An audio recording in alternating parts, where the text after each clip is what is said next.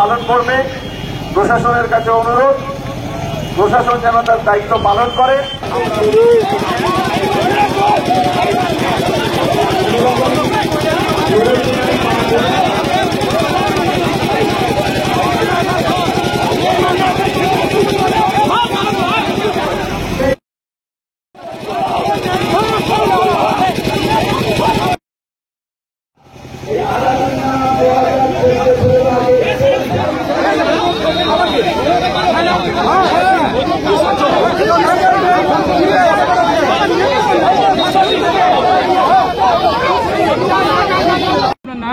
আমার নাম বিশ্বজিৎ বেরা।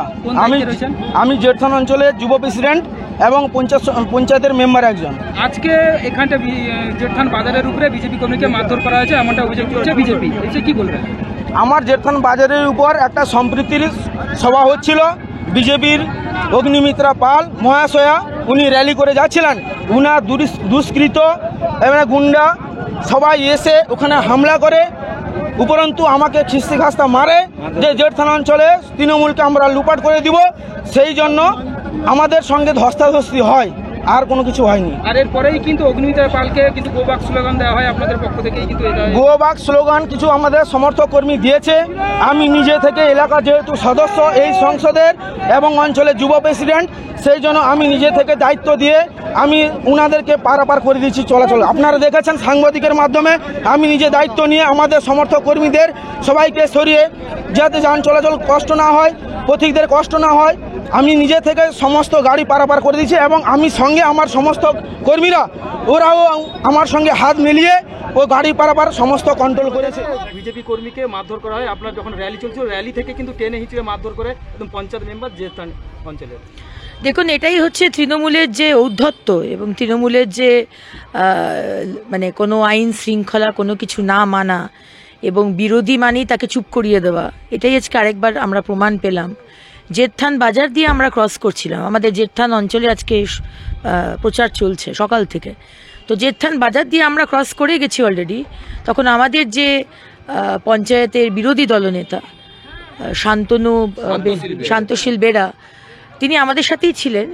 আমাদের যে বাজনার গাড়িটা ওটা খারাপ হয়ে গেছে, মানে ওটা টায়ার পাংচার হয়ে, ওটাকে ঠিক করিয়ে শান্তশীল ওই গাড়িটাকে নিয়ে আসছিল। তো ওই র্যালিটা থেকে একটু পিছনে পড়ে গেছে।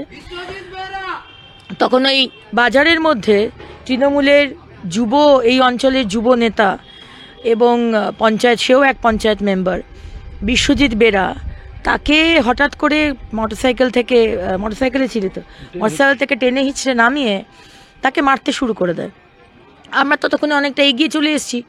সঙ্গে সঙ্গে আমাদের কাছে খবর আসে আমাদের অরূপদার কাছে, এবং আমরা সঙ্গে সঙ্গে গাড়ি ঘুরিয়ে ওখানে যাই।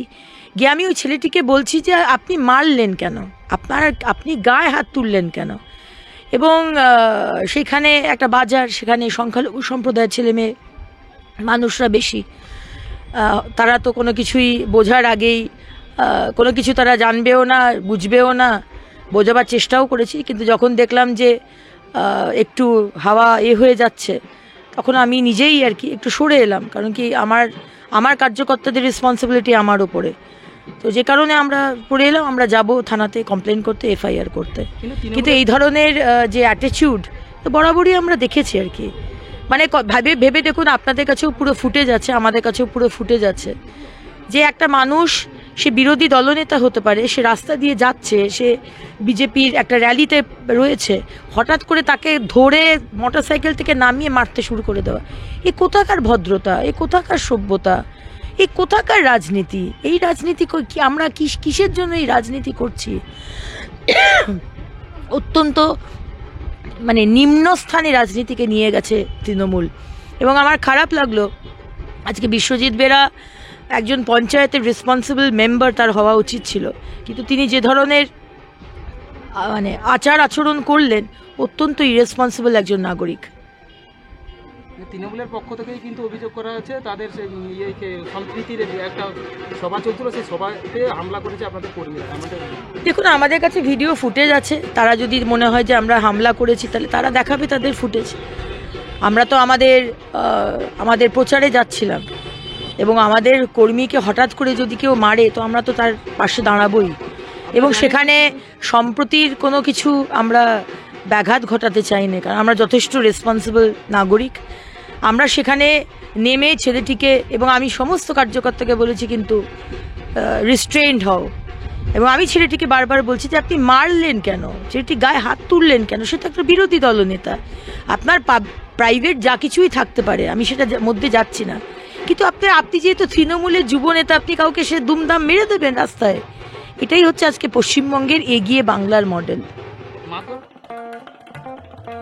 দেশ থেকে বিদেশ, জেলা থেকে ব্লক, রাজনীতি, খেলা, বিনোদন, সমস্ত খবরে টাটকা আপডেট পেতে সাবস্ক্রাইব করুন আমাদের চ্যানেল হলদিয়া লাইভ।